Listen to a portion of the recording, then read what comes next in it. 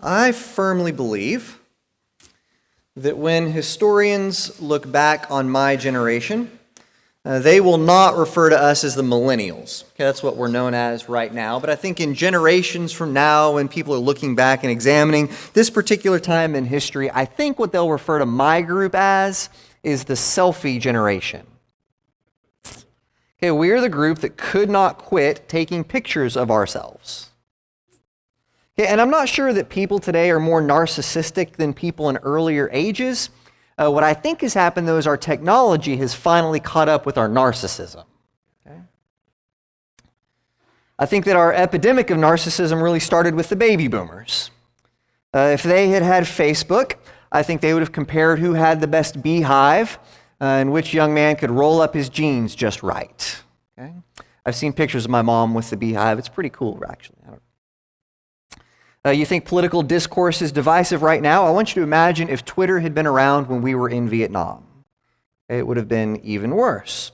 Okay, but what we do now, what my generation is really good at doing, is we take pictures of ourselves, we take pictures of our kids, our pets, even what we had for dinner last night. And we put all these pictures on social media where everyone else puts all of their life. And then what we do is we trade clicking emoticons with each other in a quest to receive validation from other people, most of whom we wouldn't talk to if it weren't for social media. All right, and I'm not trying to sound judgmental about social media. I am certainly no different than the rest of my generation. I like to think that I'm rather clever. In fact, I'm hilarious, by the way. And so I enjoy putting status updates about my life or my children or what's going on. My latest failed story with social customer service representatives. And then weirdly enough, I get pleasure from how many people will react to my posts. All right, here's my point. I think it is human nature to enjoy, seek, crave, and desire other people to see what we are doing and then nod along in approval. From our earliest days crawling around the floor, we wanted mommy and daddy to smile at us and say, "Oh, good job." Okay, I don't know how many times in just the past 24 hours alone I heard the phrase, "Dad, watch this." And to an extent, there's nothing wrong with that, all right? To an extent, we all need validation from other people. We all want to know that the way we are acting, the things that we are doing, that we fit in with society, okay? We learn how to fit in with other people based on how we're raised at home, with people giving us validation, with parents telling us, yes, this is good, you're doing this right. No, this is not good, you're not doing this right. You need to change this about you. And we continue on with that throughout our lives. That's normal. Okay, but what happens all too easily is that Satan will distort that normal desire.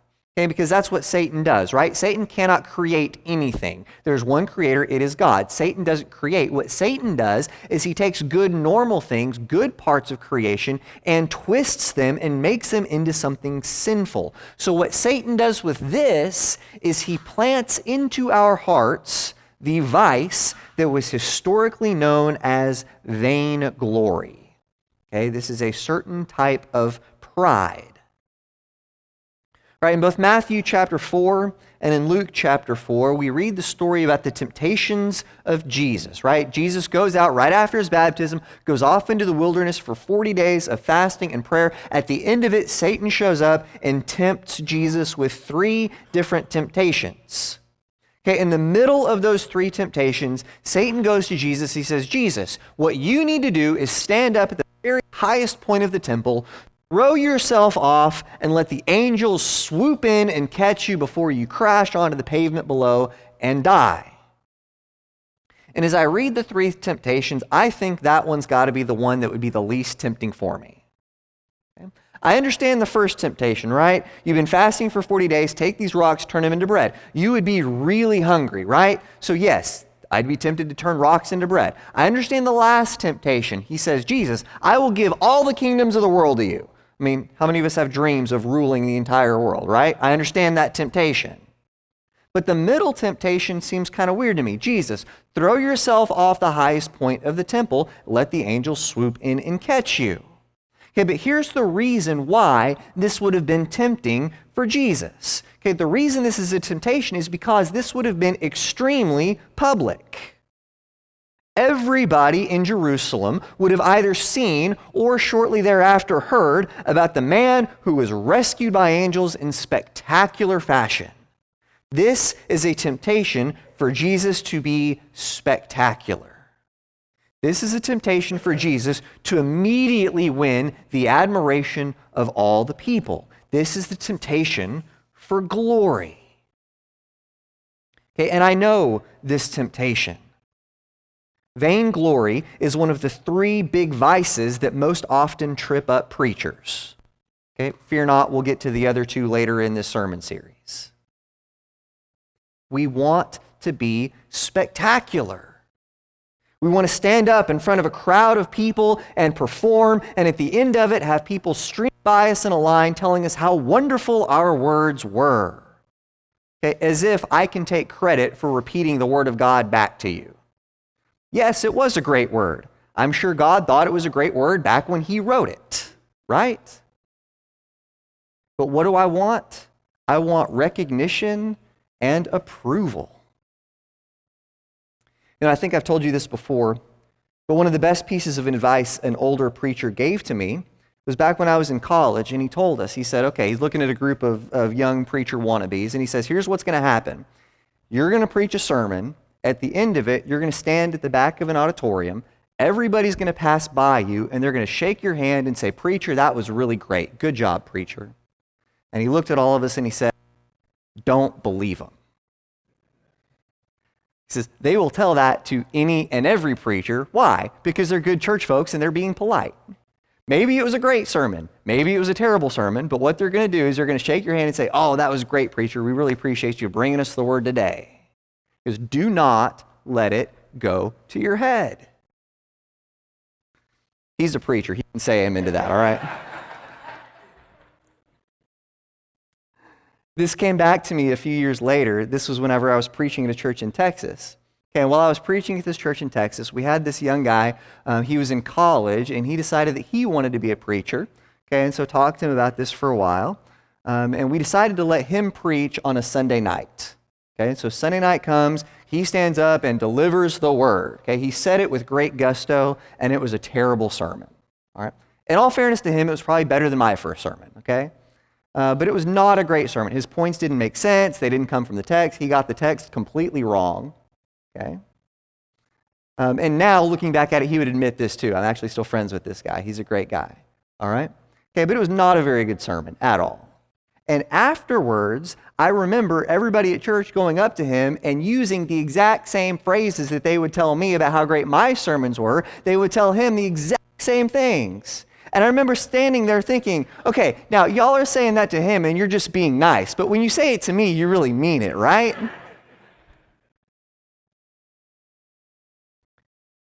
It's vainglory. We spend a disproportionate amount of our lives seeking recognition and praise and approval from other people because it feeds our ego.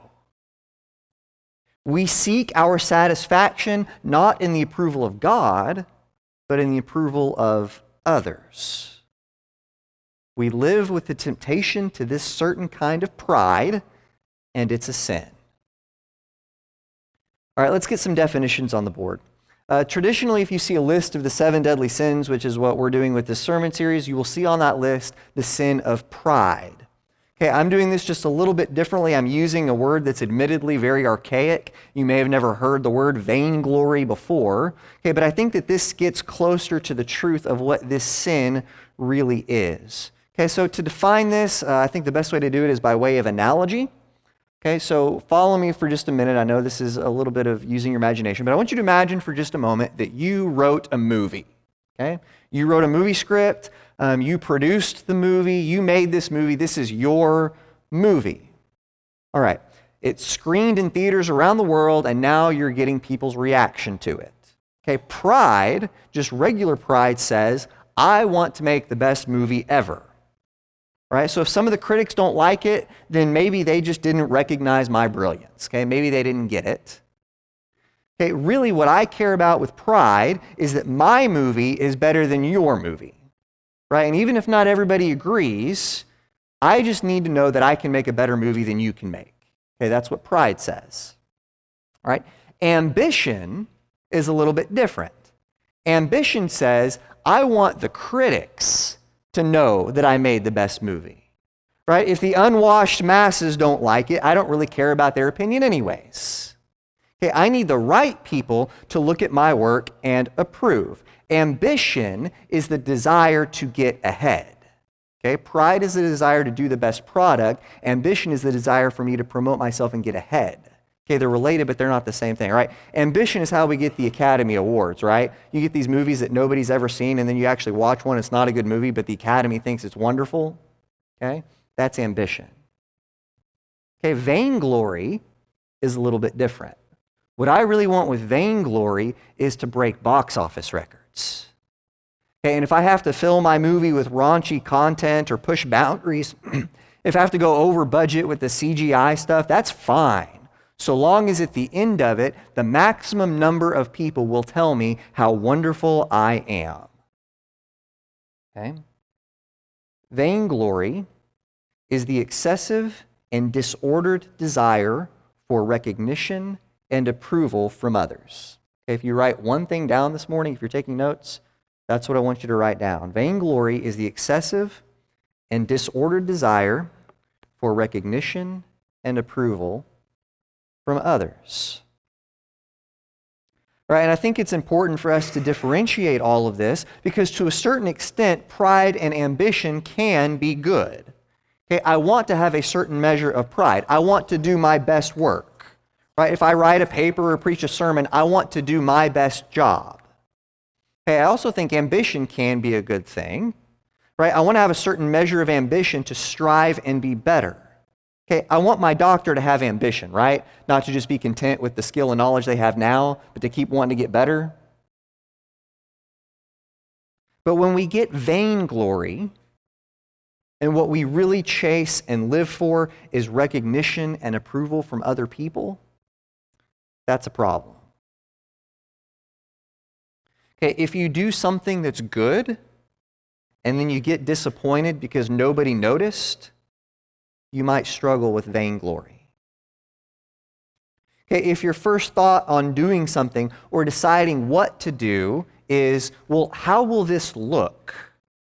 You might struggle with vainglory. Okay, if you go out to buy a new car and you spend more time thinking about how the car will make you look, then you might struggle with vainglory.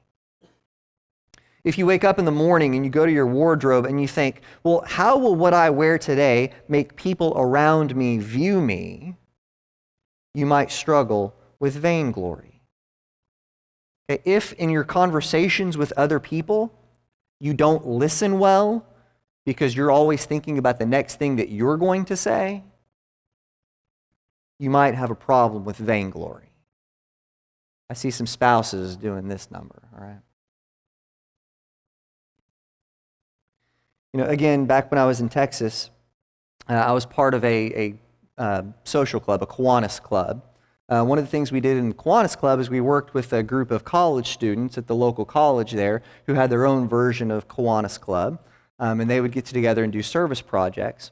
And one of the things that always cracked me up about this particular college club that worked with us is the titles that they had. Okay? They would get up and introduce themselves, and they'd say, well, this is the Senior Executive Vice President of Management. Okay, and this is the Chief Financial Officer of the Treasury. And this is the Vice President of Senior Executives. Okay, and this over here is the President of Vice Presidents.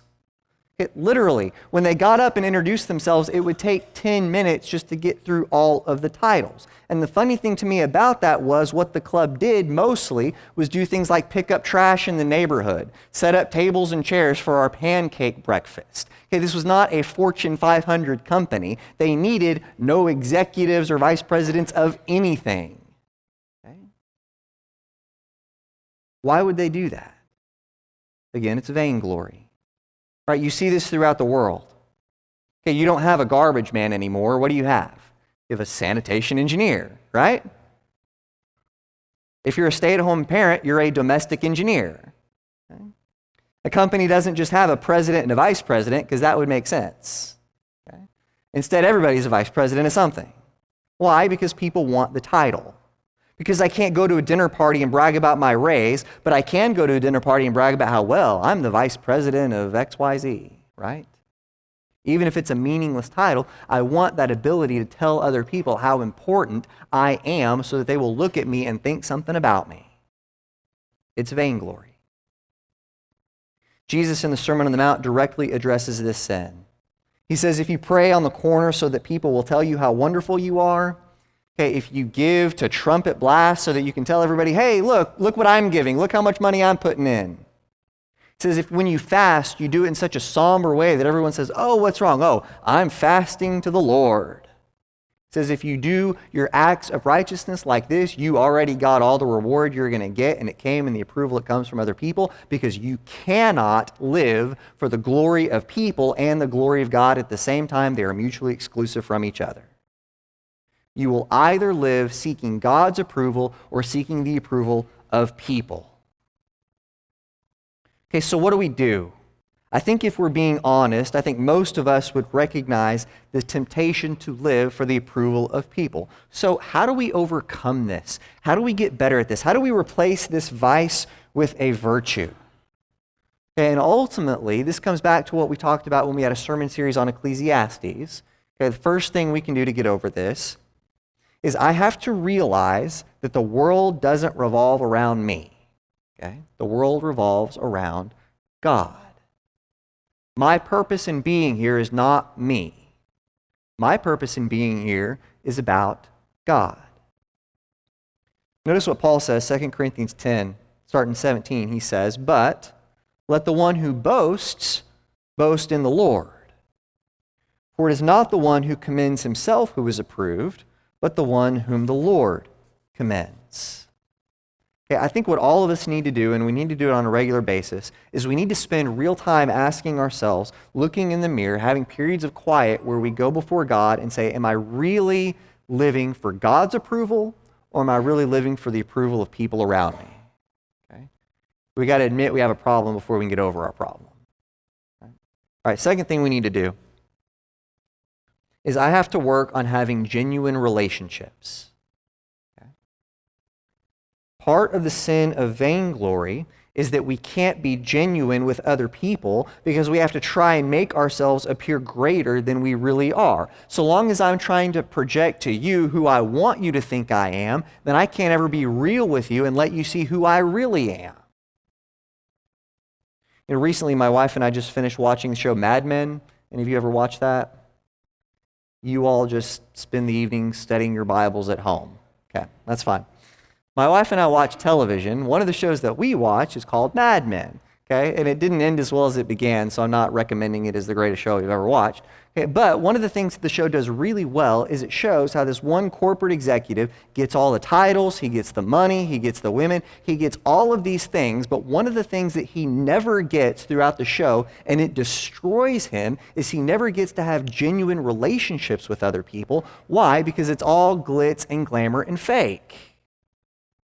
You cannot live for the approval of other people and have genuine relationships with them at the same time.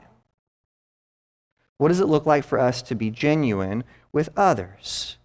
This is the difference between dating and getting married. When I first started dating Rachel, I made sure she always saw me at my best. Okay, if I was going to run into her at the student center at Oklahoma Christian, I made sure that I was wearing nice clothes, had my cologne on, had showered that morning. I wanted my natural studliness to come through so she would like me, right? Okay, in marriage, how long does it take for us to relax all that? Okay, 20 minutes later, your spouse knows the good, the bad, and the ugly about you, right? Okay, nobody wakes up first thing in the morning looking their best. Reality sets in. But I'm a whole lot closer to Rachel now than I was when she only saw me at my best. Why? Because now we're genuine with each other. Now we're able to grow in our relationship to a level we never would have been able to grow to if we had just stayed dating and only showed each other our best. We have to be genuine with each other.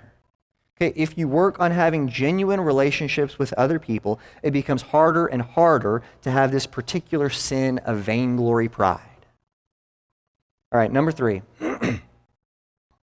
is I need to practice the spiritual disciplines of silence and solitude. Right? If we crave the recognition of others, then spending time in silence with just you and God forces us to think about the only approval that really matters. Right? And one of the reasons I think the sin of vainglory is becoming more and more prevalent in our society is because silence is becoming less and less prevalent in our society. I think you can see a direct correlation between those. I think we have a world now where you don't ever have to be quiet. You can always turn something on. You can always put an earbud in. You can always get back on social media and have fake relationships with people. Okay, you can fill your life with noise. And until we can get to a point where we can step back from that occasionally, just have time one-on-one, me and God, where I have to pull some of that back and be who I really am with the person who actually knows everything about me, we'll struggle with vainglory. What does your quiet time look like? Are you spending adequate time in silence and solitude with God? All right, number 4 is we need to learn how to serve others without receiving glory. If one of your vices is the vice to want recognition and approval from others, one of the only ways through that is to intentionally take opportunities where you can serve other people, where you can do good things and get no recognition at all. There's an old rabbinic legend regarding how God decided where the temple would be built. Okay, this grew up over the centuries, this story, but I thought it was a pretty good story. And the story goes that there were 2 brothers, once upon a time, who shared land. Okay, they had inherited it from their father, and so they decided to harvest the land together. Each one on opposite ends of the property had their own house, their own barns, where they would store the grain. So what they would do every day, they would go out and gather the grain, go process it at the mill. Each one of them would take back half of the grain, each to their own respective barn. Now, one brother was single, had no family, it was just him. The other brother had a wife and 4 kids. Okay? And so the brother who was single felt really bad about taking half of the grain. He said, my brother's over there, he's got a wife and children, and it just doesn't feel right for me to take half of the grain. So what I will do is every night after I get my half home, I'll wait till my brother goes to sleep. I'll take some of my grain, take it across the field, and go put it in his barn, and he'll never know. But then he'll have more grain for his family, and I will feel better about him having more of the grain. The brother who had the wife and children felt really bad about taking half of the grain. He said, man, there's my brother over there. He doesn't have a wife and children to take care of him. What's he going to do when he gets too old to work? He needs more so that he can someday retire, and he won't have a family to support him. So what I'm going to do is every night while my brother's asleep, I'm going to take some of my grain, and I'm going to take it back across the field and deposit it in my brother's barn, and he'll never know, and then I'll feel better because I don't need half of this grain. Well, one night, they crossed paths with each other, each carrying grain to their brother's barn. They had a really good laugh about it, embraced as brothers. And as the legend goes, that's where God said, there I will build my temple, because that's the kind of love that I want my people to display to each other. Okay? If we're truly interested in putting behind us the pride of vainglory, we will look for opportunities to serve others without receiving any attention at all. Are we willing to be silent servants? Are we willing to serve in the shadows? If the only time you really want to serve the Lord is when other people can see you, then you're not really serving the Lord, you're serving yourself. Again, I'm not the center of the world, God is. Each of us needs to work on living for the praise of God and not the praise of the people around us. This morning at this time, we are going to offer an invitation song. During the singing of this song, I will be down front. One of our shepherds will be down front. We would love the opportunity to talk with you or pray with you about anything that's going on in your life. If you've never made the decision to become a Christian and put on Jesus Christ in baptism, we would love to study with you in God's Word what that looks like. We would love, as the church, to be here for you during this song. If you have a need this morning, please come down now while we stand and while we sing.